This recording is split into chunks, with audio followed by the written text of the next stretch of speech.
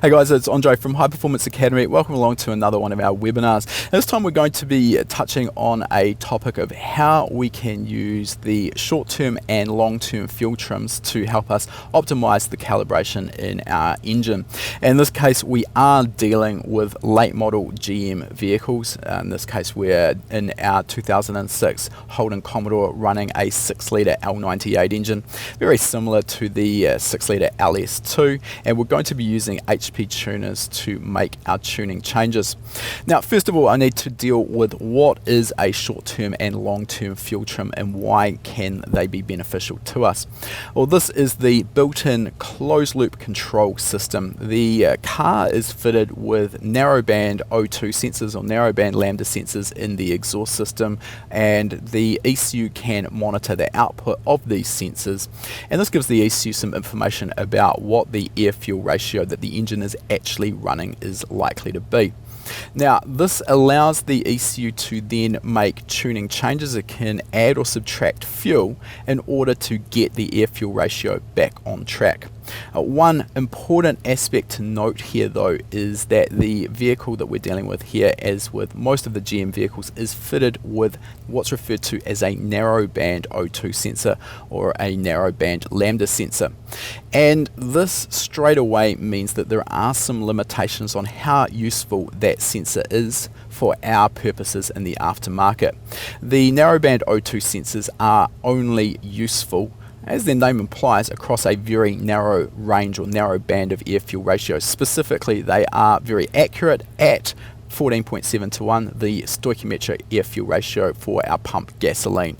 Leaner or richer than the stoichiometric air-fuel ratio, they are essentially useless to us. So this is the first important point to take away from this webinar, is that you cannot hope to use a narrowband air-fuel ratio sensor to fully tune your engine. It's going to be completely useless to you when you're at wide open throttle under power enrichment, where you're going to be targeting a much richer air-fuel ratio than stoichiometric. You're just going to have no idea how rich you are away from stoichiometric. You're just going to hopefully know from the sensor that you are in fact richer than stoic. So that's the first thing. It's really important to understand in order to properly calibrate your vehicle, properly calibrate your ECU, you are going to need a wideband sensor. And this sort of brings us to a question of, if we're going to need the wideband sensor anyway, why worry about our short-term and long-term fuel trims? And this is a good point. Once we've got a wideband air-fuel ratio sensor set up and input into our scanner, then we can use this, and this is my preferred technique, and this is the technique that is taught in the worked examples on our practical reflash tuning course. This is undoubtedly the most accurate way. Of course, as we've just touched on, once we're in power enrichment, it's essentially the only way of seeing what our air-fuel ratio actually is. So this is the way I recommend to go about producing your tuning or calibrating your engine. However, we are going to touch on this technique of using short-term and long-term fuel trims today, because I know this is still a technique that a lot of tuners use, and it has some merit, provided you understand, of course, the limitations, which is what we've just talked about, completely useless to you when you are in power enrichment at wide open throttle targeting that richer air-fuel ratio. Now, there are a few other downsides that are argued over using short-term and long-term fuel trims versus a wideband. One of these is the nature of the short-term and long-term fuel trims, in that they are working in response to an error. So you find that if you're looking at what the short-term and long-term fuel trims are doing, they're always sort of cycling around, moving rich or lean, chasing the errors that are there. The other aspect is that the closed-loop control strategy is used to purposely cycle the air-fuel ratio very slightly rich and lean across the stoichiometric air-fuel ratio point to actually make the catalytic converters work. So there is some latency essentially if you're going to be using the short-term and long-term fuel trims. It is argued that this is another reason we shouldn't be using them. Personally, in my own experience, it becomes a moot point. The reason for this is that it is impossible, no matter how much time we want to spend or how good you are at your job, it's impossible to get a situation where the tuner's that accurate that the closed loop control is just doing nothing.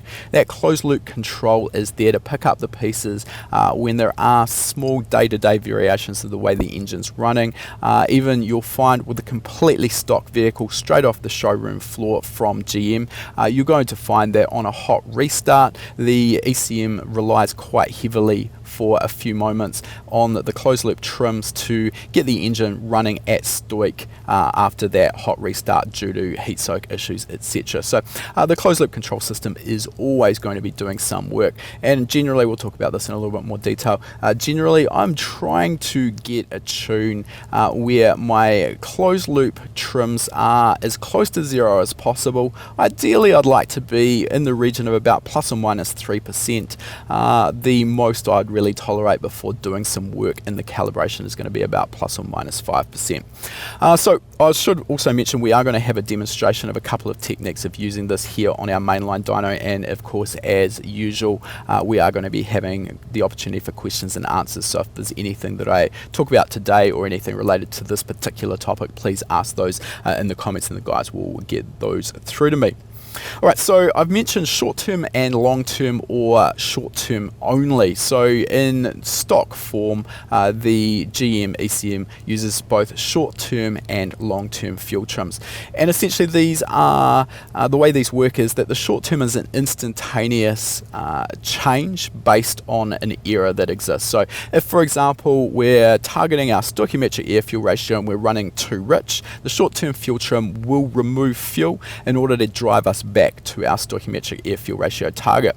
What happens though is that if that short-term fuel trim stays negative for a significant period of time, the ECM essentially decides that there is some error in the mapping at that point, and it starts applying a long-term fuel trim that basically takes into account what the short-term fuel trims are doing. So if we watch what happens over a period of time, we'll start with possibly quite a large negative short-term fuel trim, and then over time the long-term fuel trim will take over from that, getting our short terms back to zero. So essentially we should be seeing our short-term fuel trims, if everything's working well, cycling pretty close to zero.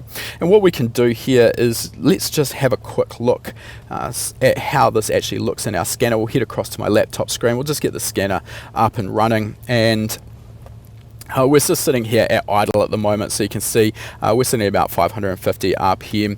We'll actually get the car running shortly. We've got the voltages out of our O2 sensors here, and a narrowband O2 sensor is a sensor that essentially outputs a voltage between about 0 and 1 volt. Don't really need to worry too much about that. The ECU or ECM is basically taking in that data and deciding on what that means in terms of the air-fuel ratio. The data that we're interested in here is our short-term and our long-term fuel trims. We've got 4 pieces of data here because we have short-term and long-term fuel trim for both banks, being that this is a V8 engine. So for example, if we look at bank 1, long-term fuel trim at the moment, bank 1 is in red, and you can see that's sitting at minus 3%, and the short-term fuel trim we can see is moving around. This is in sort of a purpley color for bank 1, and you can see it cycling between about minus 3% there, and it also goes slightly positive. Well, it didn't quite, but you can see my point is the short-term fuel trim is quite close to zero, and you can see that the long-term fuel trim for that same bank has stayed pretty stationary the whole time we've been running. Now below this I also have a wideband sensor coming into the car here, into the scanner, and this is our Innovate LM2. This is coming in via serial. So what we're scanning here is 2 parameters. We're scanning our commanded lambda, so this is the lambda target that the ECU is actually requesting, and then of course we've got our wideband air fuel ratio telling us what we've actually got. So if we've got a situation like this, we don't need to use our short-term and long-term fuel trims, but for the purposes of today's demonstration we're just going to see exactly how that works. What I'll do just while we're on the screen here, let's just get the car into gear gear here, and we'll apply a little bit of RPM and a little bit of load so we can see how those trims move around. Once we come up in the RPM range, and we've actually got the car essentially now about 1500 RPM in fourth gear, very light throttle, so this would be probably pretty indicative of where we would be at cruise. And again, if we look at our short-term and long-term fuel trims, you can see the long-term fuel trims nice and stable. You can see the short-term fuel trims doing exactly what I've said, cycling backwards and forwards across that zero point. And if we look at our measured air fuel ratio, or lambda, below this, you can see that it is cycling back and forwards across that lambda 1 point, across the stoichiometric air fuel ratio point. Again, this is to do with making sure that the catalytic converters are going to work efficiently. Alright, so that's what's basically going on inside our ECM there. Just a really quick look at our scanner. We're going to be having a lot more detailed look at this really shortly. Let's just head back across to my notes though for a second here. Okay, so you've got the choices I've sort of mentioned here of using the short term plus the long term, or just the short term fuel trims only. Traditionally, at sort of the start of my career when I started tuning the GM vehicles using HP tuners, what I would do is disable the long term fuel trims, and I would rely on just using the short term fuel trims to help me with my tuning if I was going to use the trims for our closed loop area of operation.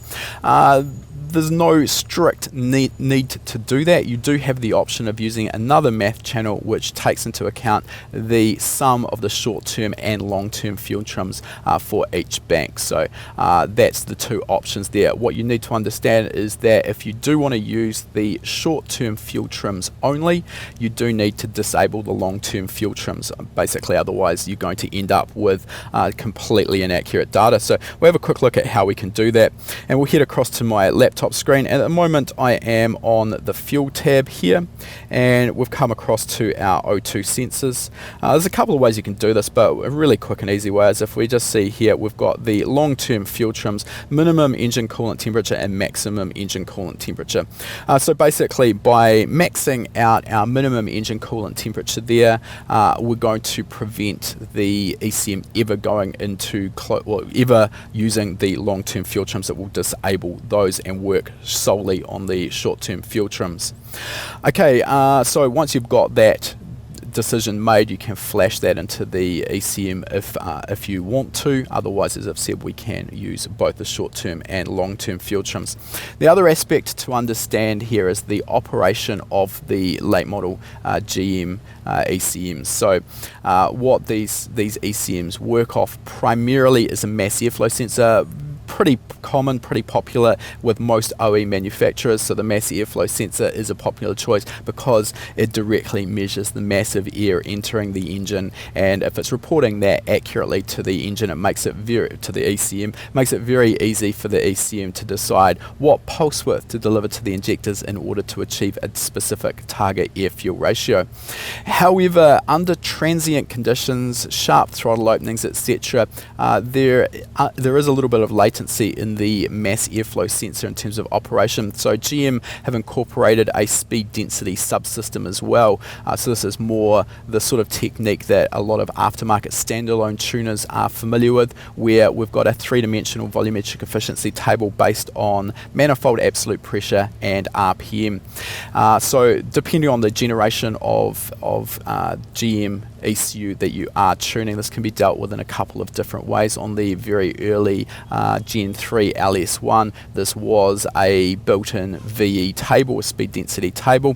They've transitioned in the later model ECMs to what's referred to as a virtual volumetric efficiency system. So the important thing to understand is that if you want to retain the way the stock ECM operates and calibrate everything correctly, we've got two separate systems that we need to calibrate. We need to calibrate the mass airflow sensor, and we also need to calibrate the virtual volumetric efficiency subsystem, or speed density subsystem to make it simple. Let's just jump back into my laptop software here, and we'll just have a quick look. If we drop down our edit menu, we can see that we have an option called virtual volumetric efficiency. So this actually makes it really easy. With the late model GM ECMs, there isn't a built-in speed density table as we saw with the LS1, the Gen 3 engine, and instead the they use a virtual volumetric efficiency system where the VE table is essentially calculated on the fly based on a bunch of coefficients and values. So from our perspective, this made it really hard to calibrate. This is a fair while ago now, HP Tuners included a virtual volumetric efficiency editor, which is this here. And the reason that GM have taken this approach, which seems on face value to be pretty tricky and a lot more complex than it needs to be, is it opens them up to a lot more flexibility to deal with the engines with variable cam control, etc., where the volumetric efficiency of the engine is constantly changing based on cam position or inlet runner control, etc. So the other aspect with this is that you do need to understand that to calibrate correctly the speed density subsystem, you need to disable the mass airflow sensor. Likewise, to calibrate the mass airflow sensor correctly, we need to disable our speed density subsystem. It's all explained in detail in some of our worked examples as well in our practical reflash tuning course for those who are going to want a little bit more information on that. One last thing I'll just mention as well is that a lot of people will choose to apply a speed density patch. So this is some custom code that HP Tuners have written that essentially rewrites the way the PCM works, the engine control module works, and incorporates now a conventional VE table, just like we're probably familiar with seeing in a standalone aftermarket ECM. So this eliminates the virtual volumetric efficiency subsystem. Seems like I'm having a lot of trouble saying virtual volumetric efficiency today. Let's see if I can keep it on track for the rest of our webinar. Alright, so we've talked about our short-term, long-term fuel trims. We've talked about the fact that you can choose to incorporate both or disable your long-term fuel trims and just tune on short-term only. What we're going to do now is have a look at how we can go about doing this. We'll have a look at how we can set up our histograms, we'll look at some driving techniques, and we'll have a look at what we're actually aiming for when we're making our tuning changes. Following this, we will move into questions and answers. So we've got a little bit to go through here, but this is a good time to ask any questions you may have. Alright, so what we're going to do is head back across to our scanner. We'll get our engine back up and running on our dyno, and we'll start scanning. I'm not going to, just to make things simple here, I'm not going to be performing a full tune where we're actually swapping between the math and the speed density subsystem. We're just going to make some assumptions here. So at the moment we are on our chart or our time logger, which shows all of our parameters, but it's not particularly useful to make tuning changes based on this. And again, we've just get up and running, so we've got a little bit of load on the car, 1500 RPM, fourth gear, and we are seeing our trims move around. Now, one really important aspect when we are using, or when we're doing any tuning, regardless whether we're using our fuel trims or we're using a wideband to make our tuning changes, before we start scanning and gathering data, it's a really good idea to allow our engine to stabilize all of the temperatures.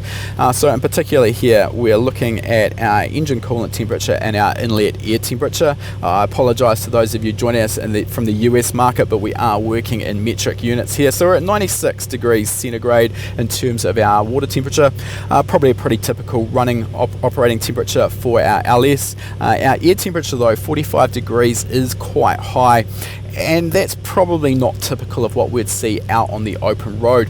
So it's a really good idea to allow all of our temperatures to come back and stabilize to give us really accurate data. It's a really easy trap to fall into where you've had the engine running for several minutes. This can happen on the dyno, or it can also happen if you're road tuning and you're doing this on the side of the road. You've got the hood closed, everything's heat soaked, and all of your temperatures are through the roof. So what you'll find is that after you restart the engine and start driving, for the first few minutes after you start driving, you're going to potentially have some pretty unrealistic trims getting everything back into line while all of the temperatures come back to normal operating conditions. So it's really, really important to allow that to occur. Now, given that it's quite hot here today, I'm probably not going to get too much better than what we've got now, but it's a point just to note there. It's a really easy trap to fall into. It can end up being really frustrating because you'll end up up chasing your tail, and you're going to end up with a calibration that's just not right. The other aspect, when we are gathering data using our short-term and long-term field trims, or for that matter our wideband, it's really important to be very smooth with your throttle inputs. Now this can be a little bit trickier if you are road tuning, because often you're going to be going through the gears. You often have to start and stop the vehicle, and that really does affect the quality of your data if you're not careful. On the dyno it's much easier because we can stay in a fixed gear, and the reason that this is important is because we don't want to instigate any transient enrichment that can affect our results. So it's all about being as smooth as we can on the throttle and avoiding any gear changes that's going to give us the most solid data.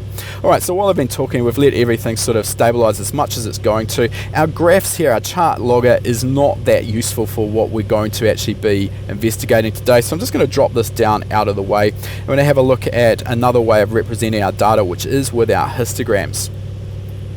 Now we've got a bunch of histograms here. These are incredibly useful, probably one of the most powerful aspects of the VCM scanner software, and they are incredibly flexible. You can basically set these up to do almost anything you want. So the one that I'm on at the moment, I've just called it Fuel Trims SD, or Speed Density. You can call it whatever you want, but essentially this is set up with a very basic speed density table. This isn't quite accurate to our actual breakpoints, but you'll get the picture. What I've done here is I've set this up with manifold absolute pressure on our vertical axis, and we've got our engine RPM on the horizontal axis, and what we're doing is just filling this table, this histogram, with data as we're driving.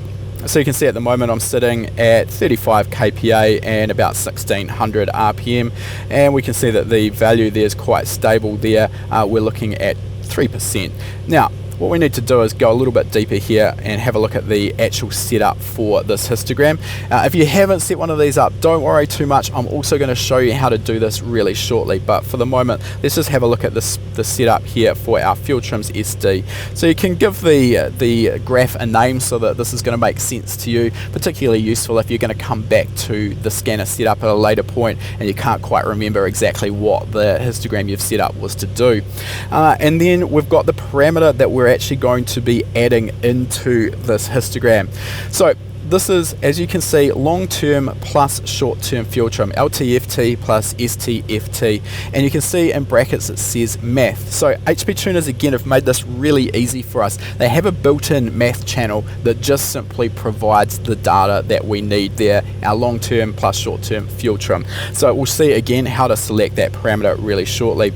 The units for this is it's a percentage trim, makes a lot of sense, and we can also choose how many decimal places we want to represent this to. At this point I've got it set to 1 decimal place. Now so we can get just a quick snapshot of where our numbers are in the big scheme of things visually, we can also set up some colouring or shading on this histogram. So you can see there, if we get up to a value of positive 25, which means that the short-term fuel trims and long-term fuel trims are adding fuel in, we're going to be colouring that red. So the darker red we get, we know that we are naturally lean and that the closed loop control system is adding fuel. Likewise, if the closed loop control is removing fuel, we're going to start to go green. So it makes it really easy to see a quick snapshot of that. Then we have our axis or axes. So here we can see for our column axes we've got engine RPM, and then we've got also manifold absolute pressure. And what we can do here as well is just copy and paste the labels from the particular table we're tuning. So for example, if we head back across to our editor, we'll go to our volumetric efficiency editor, and we can see our manifold absolute pressure breakpoints here. And what we can do is we can right click and we can go to row axis and copy labels. We'll head back across to our scanner, and this is a much simplified example. So we'll highlight those, we'll delete those, and Control V will paste in our new setup. So now we can close that down and we can see we've got a much higher resolution table. So it's important to make sure for accuracy that the table values are matching the breakpoints. So the histogram is matching the breakpoints in our table, and the beauty of that is if we've got those breakpoints matching, we can use the special paste function, so we can essentially copy and paste the errors that we've seen from this histogram directly into into our speed density table and automatically correct for those errors.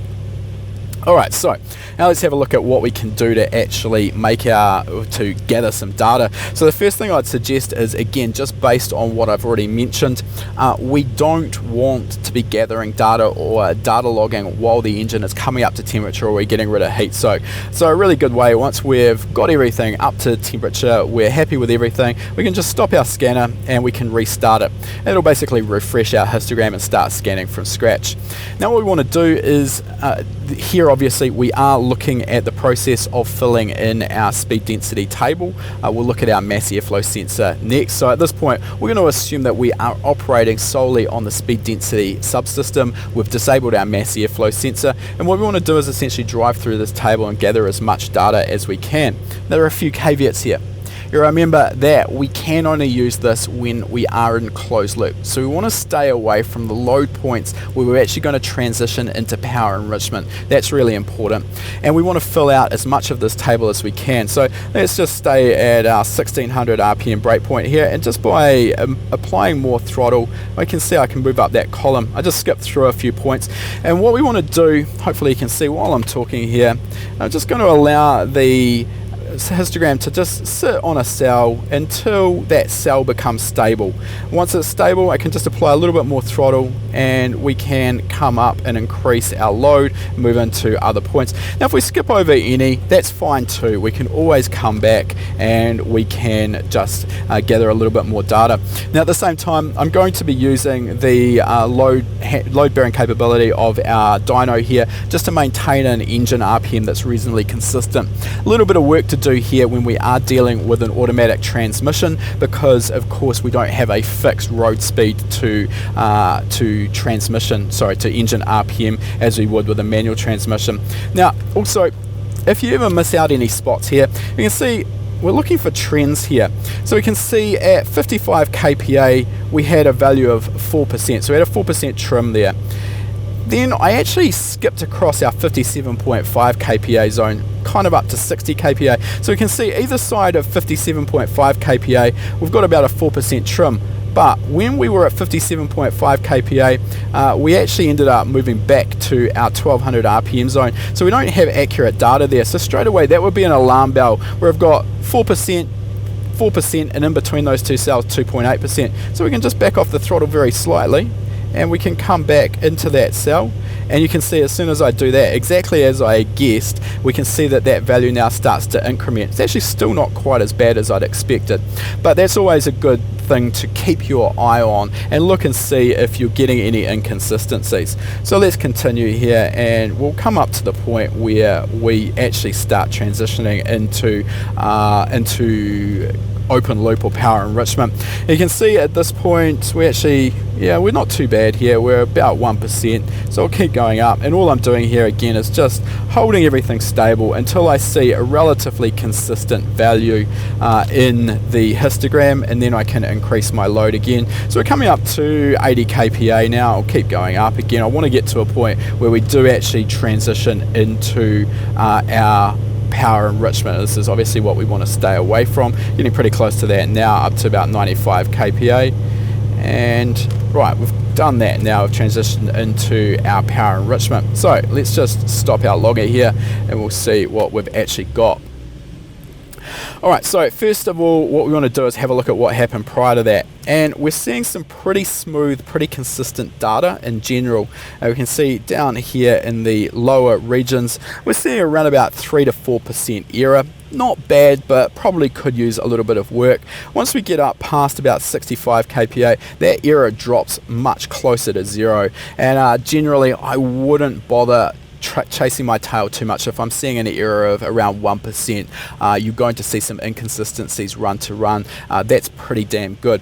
In terms of what we're looking for as well as any outliers, so again here I can see at 77.5 kPa I had this outlier of minus 4.2%, so that's potentially an unrealistic value, and I'd probably either ignore that or go back and gather some more data.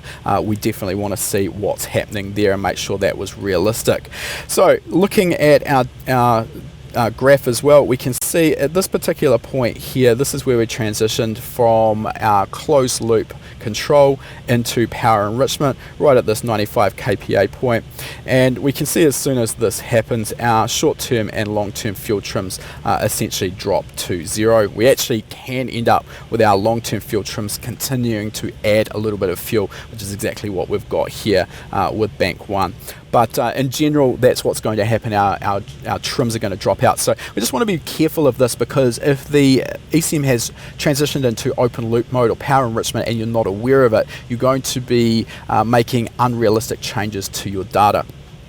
So this is essentially the process we go through. We're just going to be gathering data over as much of the speed density table as we can, and hopefully you're also going to see a fairly consistent pattern emerge. If you're seeing really erratic numbers where one cell is a positive trim, the cell right next door is a negative trim, again this is indicative that there may be some problems in the data that you're gathering. Now another little tip here is you can also look at the quality of the data that you've got here. So looking at our histogram, we can see that we've got a range of ways of displaying the data. At the moment you can see I've got this little A highlighted, and this is the average value. So basically it averages all of the hits that it gathers for a particular cell while the engine's running. We can also look at the maximum value and we can look at the minimum value. Average is a pretty good way of looking at it, but you also want to know that you've got good quality data. So if we come across and we click on C here, this will show us the number of counts. So basically it shows us how much data that we've gathered, and realistically we want as many hits in a particular cell as we can get, so that we know that we've got nice consistent data. Generally I'd be trying to get at least a couple of hundred hits here, and we can see that for the most part we've got that. There will be a couple of instances where you can see that we kind of just jump across. So here we've only got 168 hits, still not bad, but particularly if you are performing your tuning out on the road, it can be much more difficult to get a lot of hits in a particular cell. So once you've got all of this data, let's head back to our average. What you can do is copy the entire data here, so Control C, and you can go back into your editor and then you can use the special paste function. So if we right click here, paste special, and you can multiply by percent. So basically this will multiply by the exact percentage that was in your histogram. So in other words, if you find that the short-term and long-term fuel trims are adding 5%, 5% will be added to your VE table. This isn't a bad way of going for your first round of modifications to your speed density system. However, once you get a little bit closer, you may want to choose the multiply by percent half, which does exactly what you'd expect. It makes half of the error change. This just allows you to creep up on it. Now, I will caution you that this is a case of garbage in, garbage out. That paste special function is useful as long as you've got good data, but it is only going to paste or make the changes that are in the histogram. So for example here, let's see where we could go wrong. First of all, we can see we've got this outlier that we've already talked about that may or may not be realistic. Secondly, while we could only get down to around about 32 kPa here on the dyno, we may actually end up operating a little bit further down in these lower load areas on the road at part throttle. So by using the special paste function, this isn't going to make any changes to these areas of the table. So generally I will use a combination of the special paste function and a little bit of hand blending. So for example here, I'm seeing a fairly consistent trend. So what I might end up doing back in my speed density table is highlighting these lower load cells and making a change of around about maybe 2 to 2.5% as well. And I'm sort of working on the basis here that if I've got a fairly consistent situation where we're a little bit lean and the closed loop system is adding fuel, there's a pretty good chance that that's going to extend out into the areas that we couldn't quite get on the dyno. Alright, so that's one way of using our histograms there. We've looked at how we can use them to configure our speed density system. We're going to have a look now at how we can use them to do the same for our mass airflow sensor. So first of all, we're going to have to set up another histogram. So we can right click and we can go into our graphs layout, and what we're going to do is click here on the little icon which will add another table. So let's do that. Oh. Right, we'll add a table and we're going to call this let's call this fuel trim math. Okay, so we need to choose a parameter, and we can do this just by clicking on the parameter, and there are all of the available PIDs in here. What we want to do is cycle down to the bottom, and we'll see we have our available math channels. So these are all done for us. All of the hard work has been done, and we just need to select the correct one. So what we want to do is open up our fuel trims. Let's just scroll down a bit, and what we want to do here is choose our long-term fuel trim plus short-term fuel trim. There's a few other options in there, but this is the one we want to operate here, and we're going to again scan this, log this into 1 decimal place, and we're going to add our shading again. So let's just add in for a high value of 20. If we click on the color, we can choose a color. Let's make that red just for a little bit of consistency, and for a low value of -20, we're going to choose our same green. We'll click OK, and we need our column and row axes. And in this case, the mass airflow sensor calibration is only a 2-dimensional table. So we only have our column axes. We're going to click on Add Parameter, and what we're going to do is enter mass airflow. And what we're looking for here is our mass airflow sensor frequency. So let's click on that, and we can select that parameter. So now we've got our axis set up, but we need our breakpoints. This is exactly what we've already looked at. We'll head back across to our editor, we'll close down our virtual VE editor. We're going to go to our airflow tab, and we can see our math calibration is here. We'll click on that, and what we want to do is right click, and we want to go down to column axes, copy labels, head back across to our scanner, and we can right click, paste those labels in, and that has now set up our histogram. So it really is quite easy. I know that a lot of tuners are a little bit put off by the histograms, but they really are incredibly powerful. They're not overly difficult to set up, so it does pay you to learn how to do exactly that. Right, now we've got our histogram set up there. Let's start our scanner. So exactly the same situation goes here. We want to allow all of our temperatures to stabilize before we start scanning data, and we can see here we're sitting at idle, so we're sitting at 2700 Hertz. That's the output from the mass airflow sensor, and we can see we've got that 3.2% trim. So exactly the same situation here. What we'll do is we'll click ourselves through into 4th gear. And just again to reiterate, we don't want to be scanning data while we're doing this, because we're likely to have inaccuracies come through. So what I'll do is I'll just get us up to a point where we are operating, and we can bring our RPM down a little bit, and we can then stop our scanner and restart it. And exactly the same situation goes here. What we want to do is just gather as much data as we can for as many points in our histogram as we can access. And we want to make sure that while we are doing this, we're being nice and smooth on our throttle.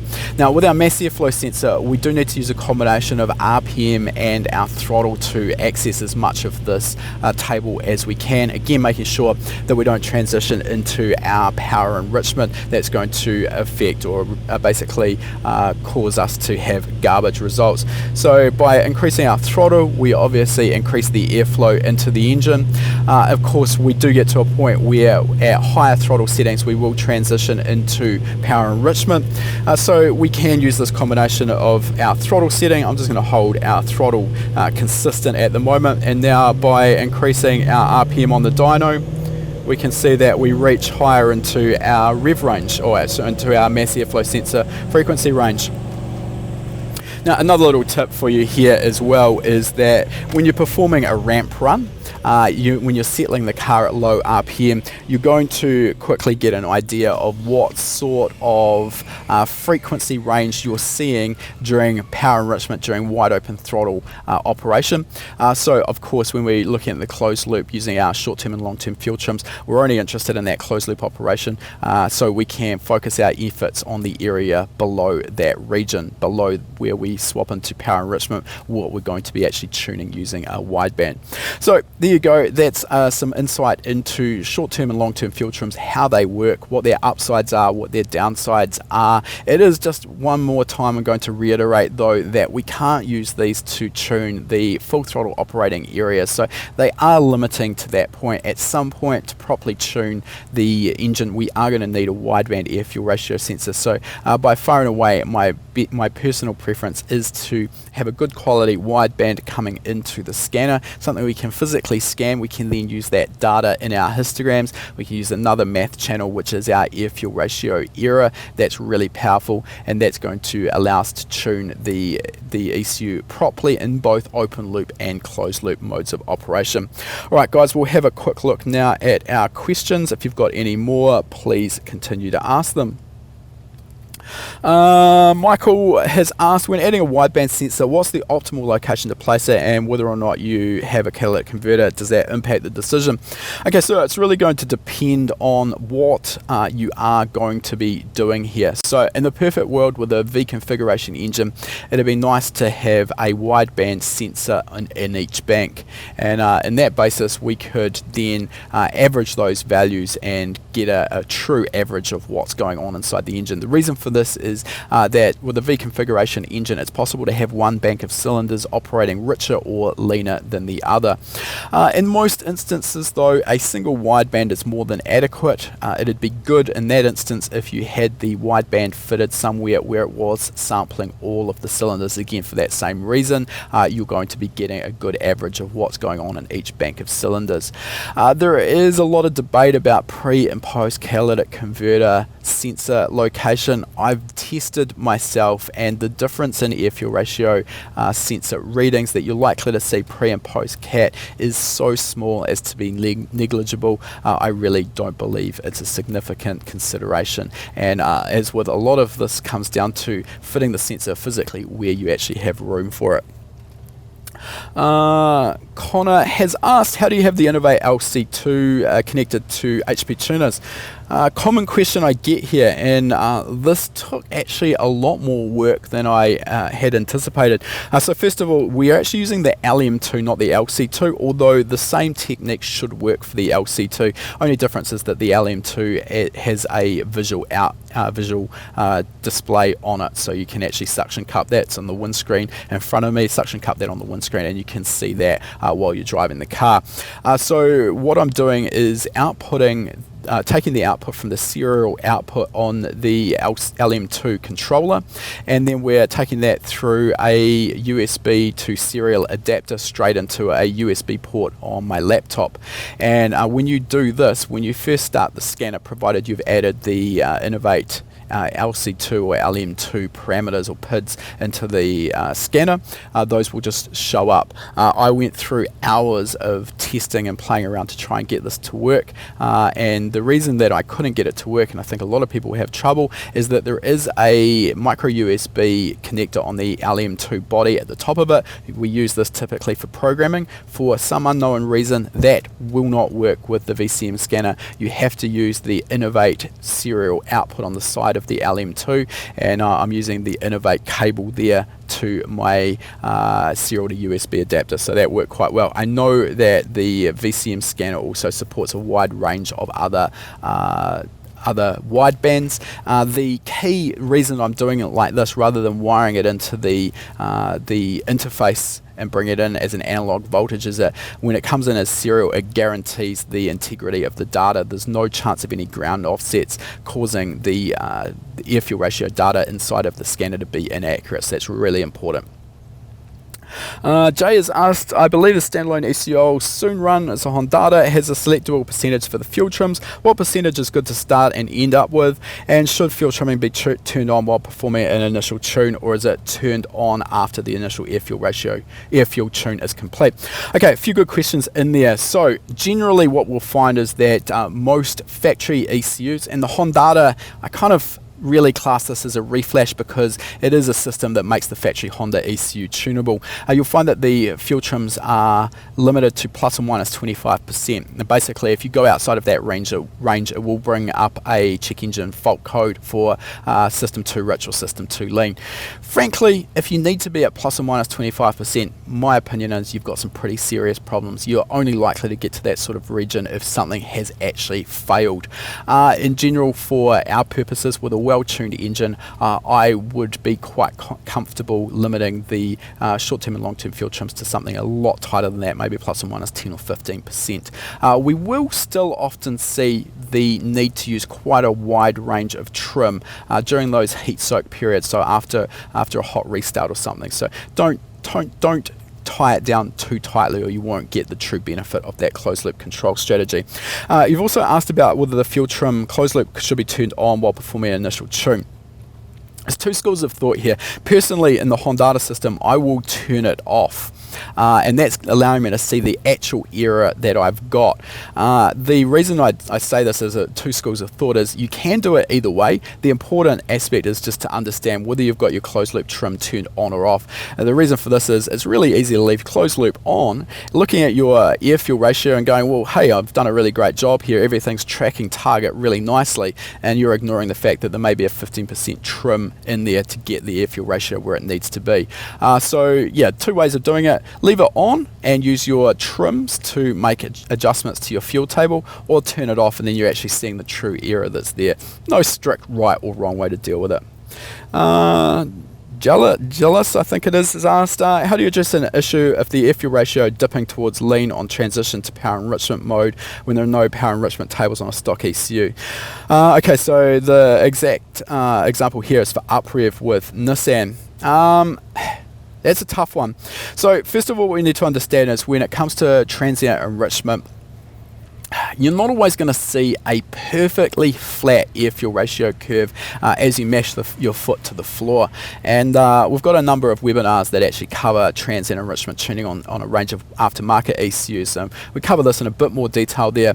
But essentially, it's much more important to make sure that the engine response is crisp and smooth. So this is what I'm looking for when I'm tuning transient enrichment. I'm looking for a nice crisp response when I make a sharp throttle input, and if that's happening, then I'm going to be much less worried about what my air fuel ratio plot does. And almost always with an engine that responds crisply, I'm going to see a lean spike initially, followed probably by a slight rich dip before everything stabilizes. If everything's smooth and comfortable and responding how I want, I'm going to be happy with that. Now, in terms of your specific example, I've done very, very little tuning on uprev, unfortunately, on the Nissan. I have touched on it, but the examples that I was dealing with were very, very basic changes.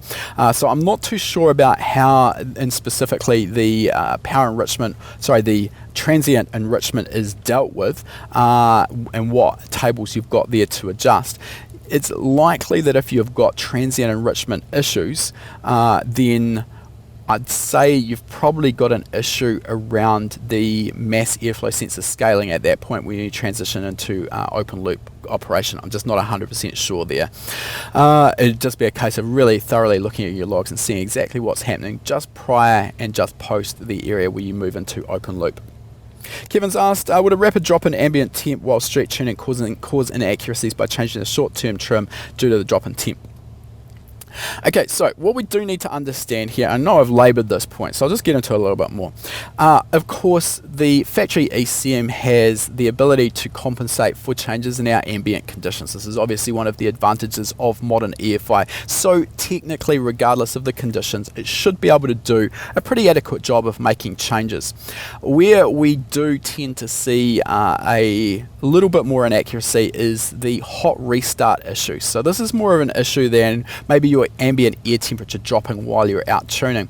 The hot restart issue is very, very difficult for the factory ECM to really do much worthwhile about. The reason for this is, short of measuring fuel temperature in the rails or maybe ambient temperature in the engine bay while the engine is operating, the ECM doesn't know when it's powered up how long the engine's been stationary for, how hot it was when it was shut down, so it doesn't know the extent of the heat soak situation. So it makes it really difficult to accurately account for this. So it's really that initial restart after heat soak that we really want to get rid of. Of course, you don't want to end up with intake air temperatures that are completely unrealistic, but within the normal operating realms of intake air temperature and engine coolant temperature, you should see relatively stable operating conditions.